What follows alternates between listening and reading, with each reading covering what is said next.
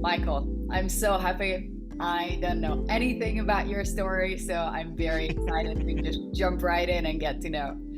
So, I always start with this question. How is your relationship with your parents? Um, it's it's actually more of a how was my relationship with my parents. My father passed in 96 and my mother passed in 2008. Um, my relationship with them was good. Um, my father was an alcoholic and was a bit abusive, but I didn't realize that at the time. Um, then the past few years, over the pandemic, my wife and I had our kids, and suddenly being a parent brought up this past trauma. So I sought out therapy, and then through that, I sort of discovered the level of abuse that I endured as a child. Um, so even though my relationship with my parents was good, I would say it was flawed. Do you feel like, I have similarities to your story in terms of when I was living with my parents, I understood that something is not okay, but I couldn't really put my finger on it. And then years down the line, I was experiencing the symptoms of myself and I started connecting the dots where things are coming from. So, do you feel like that right now your life is still impacted by your upbringing? I think it definitely is. Even when it boils down to like simple feelings like this sometimes feeling of dread, like something bad is going to happen. That's a symptom of like childhood trauma, like laying in your bed at night, being afraid of what could happen. So always preparing yourself for the worst sort of bleeds into, I would say, my daily adult life. And then, how is your relationship with your own children? Interesting. They're both quite young. There's so I have two. One is 4 and one is 2. And we didn't have them until later. I was 48 when we had our first. So I was certainly an older parent. I had never wanted children. I had never thought about wanting children. But I think it was more a matter of not wanting children until I met the right person. And my wife, who said that she wanted to have kids, I was unsure, but I was like, I was not against it like I had been in the past. Um, and now my kids are fantastic. I can't imagine a life without my children. Like it's like your heart jumps out of your chest and becomes two little people. How did you experience the whole becoming a parent later in life situation? How was that for you? um, it's still odd. It's a bit of a struggle here and there. All of like my son's friends, when we go to birthday parties, things like that, all of the parents there are all, 10, 15, 20 years younger than I am. So it definitely feels strange. I do know people that had children later on in life, like I did, but I'm not connected directly to them. So even though I know they exist, it still feels like sort of this lonely existence of, I'm the old man in the room. And in terms of parenting, maybe your parenting style or where you are in life, do you feel like that you benefited from becoming a parent later on? I definitely think I did. I early on in life, I don't think I would have been ready or mature for it. Even now, like when it's tough to gauge because we had kids like literally when the pandemic started. So it was like, was it the pandemic? Was it the kids? Um, since I noticed all of the things bubbling up in me from my childhood, it was harder to sort of get into the flow. Um, I knew I never wanted to treat my any of either one of my kids the way I was treated. Um, growing up, when I did, it was very acceptable to, your kid misbehaves, you hit them. Um, if they do, like, fear was a big motivator when I was growing up. It was, don't do that because X will happen. So I try to not do any of those things with my children, and I can't imagine how anyone could ever do that to any child. It's astounding to imagine that. Very different times. There Mm-hmm. are obviously elements from your own upbringing that you don't want to carry on. Is there anything that you have learned from the way you were raised and maybe you're implementing it in your parenting? Um, there's nothing I can think of. Even though it's weird to think and it's weird to say, even though there was so much negativity in my childhood, I know that because of the alcoholism and maybe because of my father's childhood, he was sort of a victim of all of that. Even though he did all of these terrible things, I know he did love me. I know my mother loved me. It was just they couldn't help who they were. They didn't have this consciousness of, hey, I love my son, but I'm doing these really terrible things to him. I should stop. Like they didn't have that awareness. Um, so I think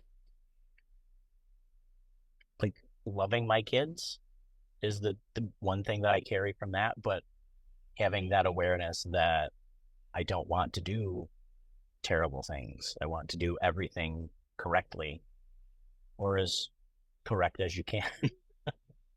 Sometimes you think you're doing the right thing and you may not be doing the right thing for them. What are some of the things that you've learned from becoming a father or from having a family that you just didn't know before?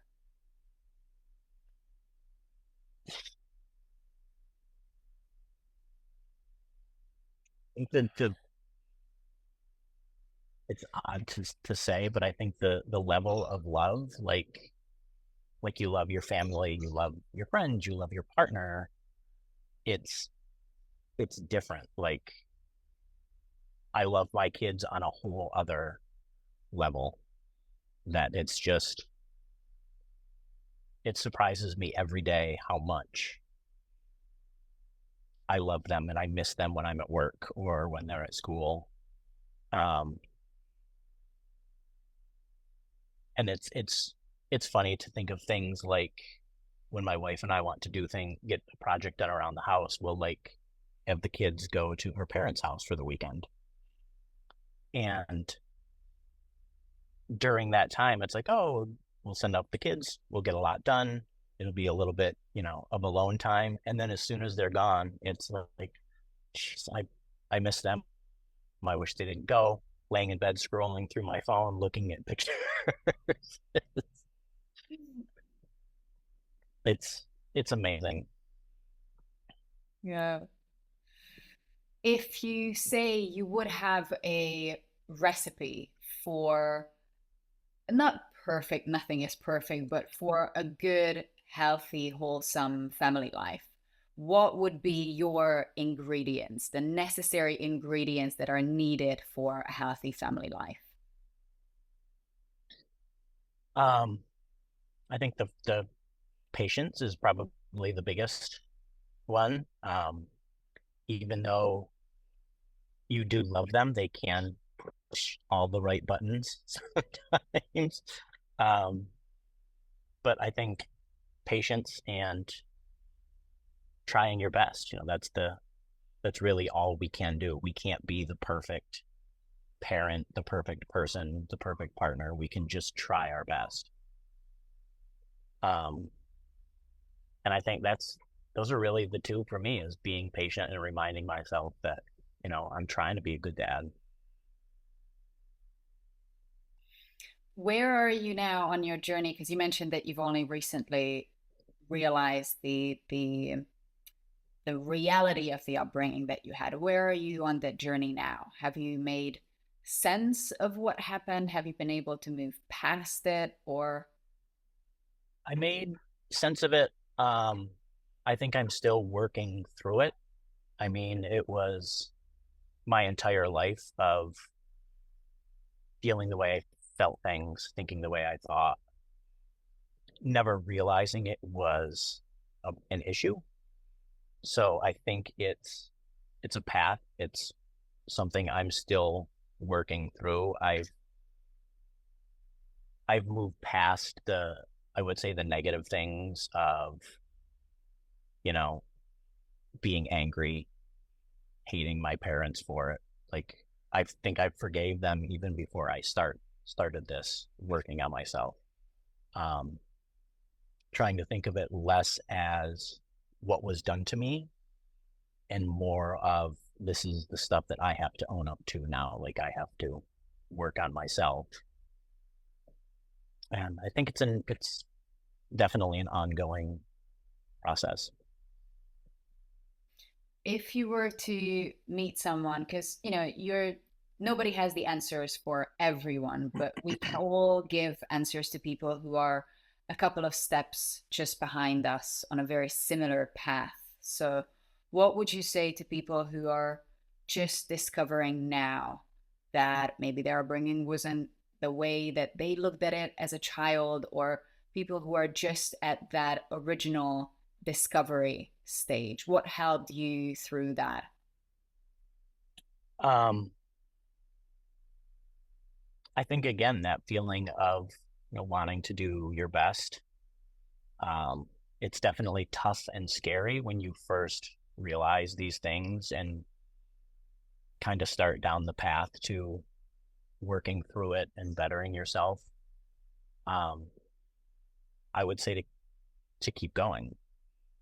Like, it's no one progresses through something by stopping where they are.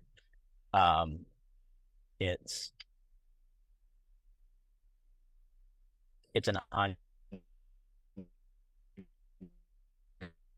ongoing process, and it's terrifying, scary, but it's worth it in the end. Even if you can get past a tiny bit of it, it can feel so much better. You mentioned therapy. Were there any other resources that helped you? Books or movies or podcasts or something? Um, Mostly movies and TV shows. Um, in addition to, like, I did therapy, I also did EMDR therapy, which can be quite intense. But I've always found a lot of peace and a lot of knowledge in some TV shows that I'll watch literally every year. There's an older show from the 90s called Northern Exposure that I will literally watch every year. I'll watch all the seasons, start to finish. Um, Recently, a newer show called Ted Lasso, which is about an American football coach that moves to the UK to coach a soccer team, and it's like, it sounds like a premise, but literally every episode, I'll get tears in my eyes, and I think that's a good show to inspire people to be better. It's those things: music, meditation. Um, it's tough to have hobbies when you have a 4 year old and a 2 year old, but it's all of those things that I've been. What are some of the values, I think, that you would like to hand down to your children? What are some of the values that you would like to raise them with?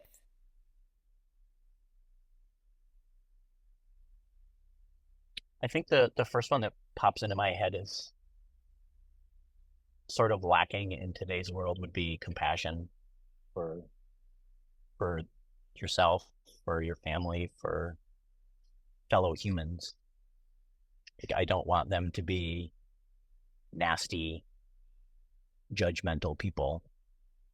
I want them to, have big hearts and treat people kindly. There. Do you have any parenting tips, or do you do anything specific to raise them with those values, or to let them know that those are the values that are important? I think the best thing is you model it for them, which can be a bit of a struggle when you're immersed in, politics and news and doom scrolling through social media. It's tough to remember those values for yourself, but kids learn from what they see you do more than what you tell them to do. So by modeling that kindness and that compassion, I think would be the biggest factor in getting them to do. Do you recognize some of the things from your childhood that were modeled for you?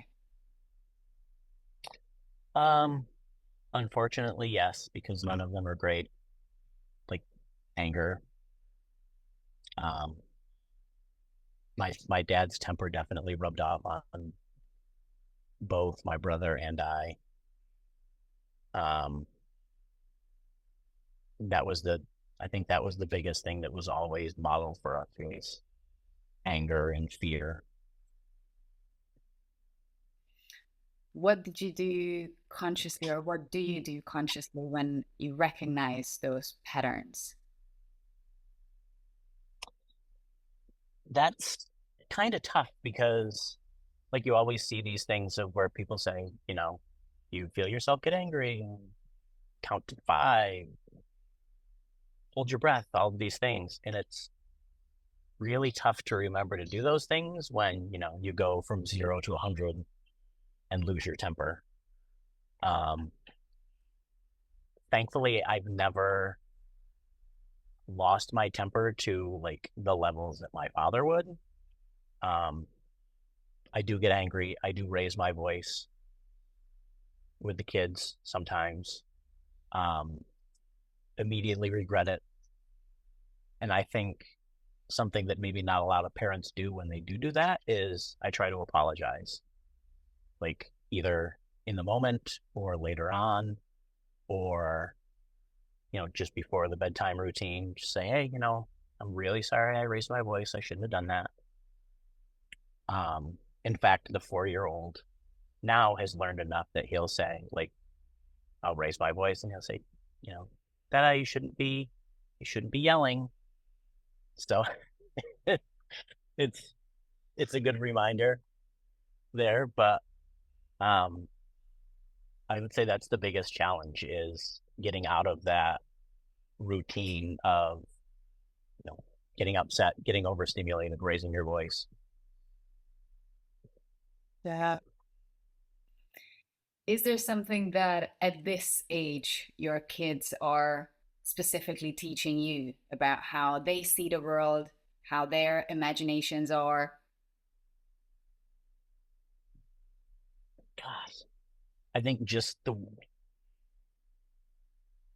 way they do everything, like everything is a toy, everything is fun, whether it's going to a big new playground or you know going to the store to buy something, everything's an adventure. um I like to think of that as like the biggest lesson as lightening up and having fun doing anything and just playing. I mean, even as as a grown up. I think we need to loosen up and play sometimes. Do you allow yourself that time or that opportunity to play? Um, with them for sure. Um, not as much in my own time, but there there have been times that the kids will go to bed and I'll take out the crayons and color in one of their coloring books, or play with one of the cars that they left in the bathtub. uh, if you could say something to your parents now with this mindset, who you are in life right now, what would that be? Whether they receive it or not, it's just for you to be able to say it.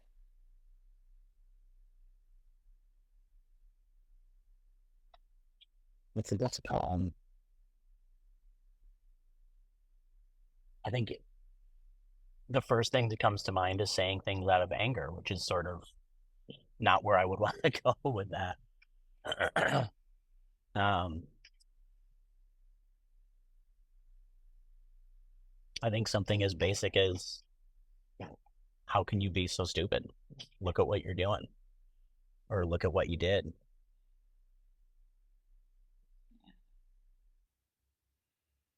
Do you feel like if you put yourself into your kids' shoes, do you feel like they would look at your parents differently, or what would their view of your parents would be?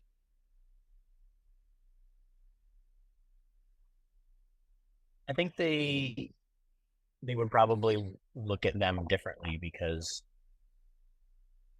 I think they wouldn't see the things that I saw, or experience the things that I experienced. Thinking back to my childhood, anytime there were other people around, everything was fine. Like, you wouldn't know the things that were happening in the house when nobody else was around. Do you feel like that the relationship that you have with your kids is healing the memories of what you had with your parents? I think so. Um,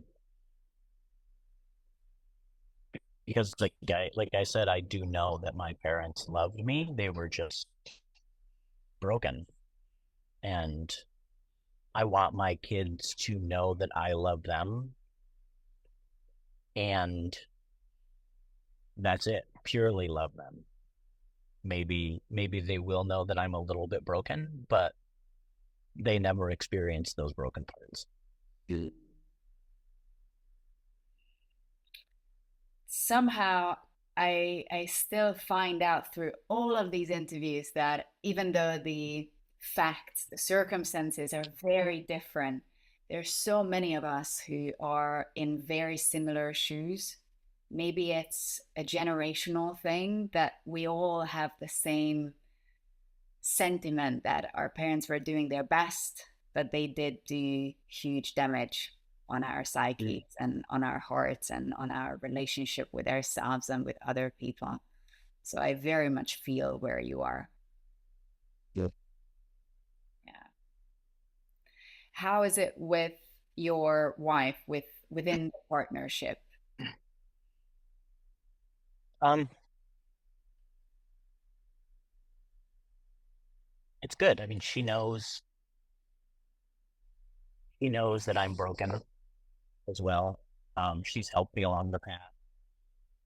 She was the one that said very early on, like, maybe just the meditation and the spiritual practice isn't cutting it. Maybe you should look to a therapist and start looking into those kind of things. She's always supportive of the path. She's always understanding.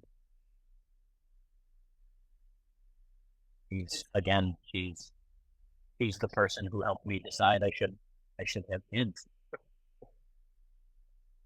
She was the perfect partner. I'm very happy to hear that. If, say, this is the last day of your life, if there would be one last thing that you could say to your kids or leave them with, what would that be?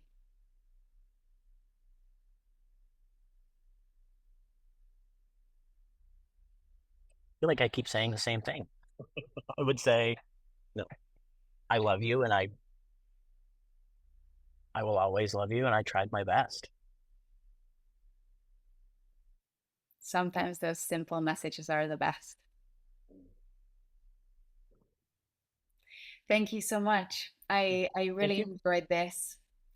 I love collecting stories. Your story obviously had elements of heaviness, but I really love stories that are coming out on the other end. And I really Mm. feel personally for myself as well that it's very healing when someone overcomes whatever they were coming from, whatever their family background is, whatever their baggage, their heritage is, and they build families that function the way that your family is functioning.